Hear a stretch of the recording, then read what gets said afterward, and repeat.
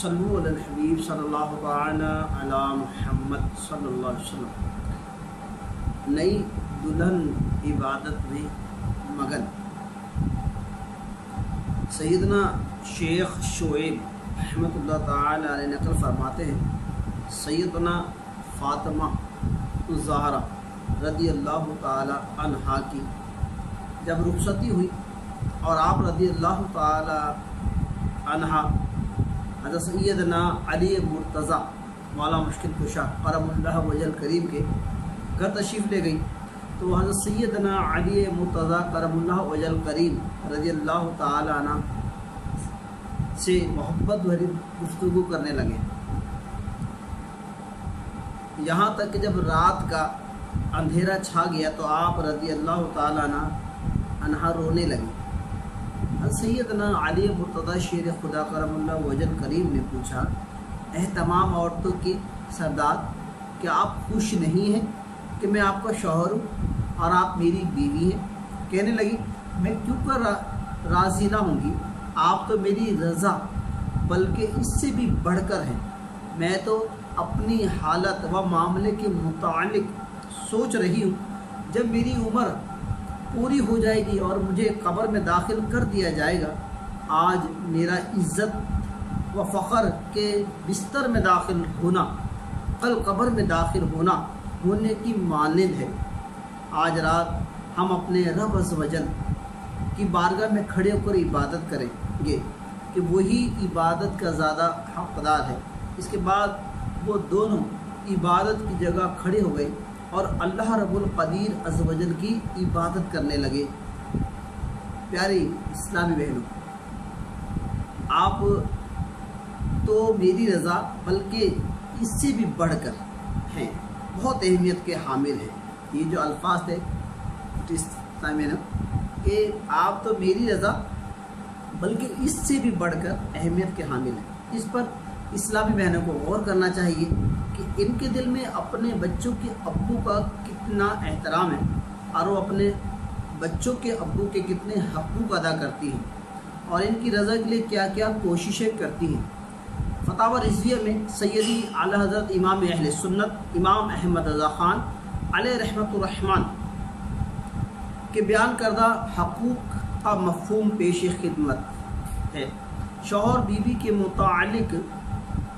امور میں متعلقاً شوہر کی اطاعت، یہاں تک کہ ان امور میں شوہر کی اطاعت والدین کی اطاعت پر بھی مقدم ہے۔ شوہر کی اطاعت اور مال کی حفاظت، ہر بات میں اس کی خیر خواہی اور ہر وقت جائز کاموں میں اس کی رضا کا طلب رہنا،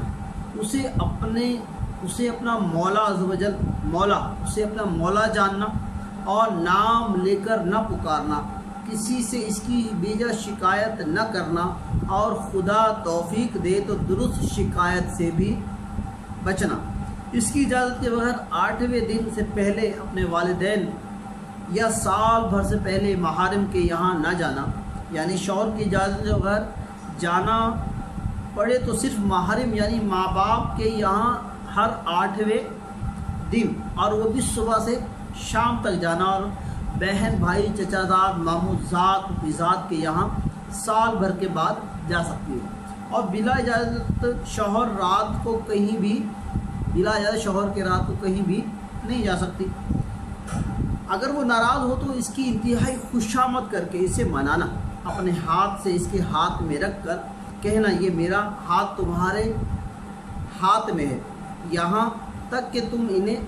راضی کر لو، یعنی میں تمہاری مملوکہ ہوں، چاہو کرو یا مگر راضی ہو جائے۔ تو دعوت اسلامی کے اشاعتی ادارے مکتوب المدینہ کی مطبوعہ 86 صفحات پر مشتمل کتاب